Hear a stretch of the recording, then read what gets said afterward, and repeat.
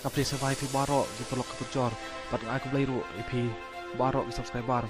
Bela juga shaninga nak por singapore. To beli undang kerku kedua IP berkenang yok kemen upat ke koi bukia.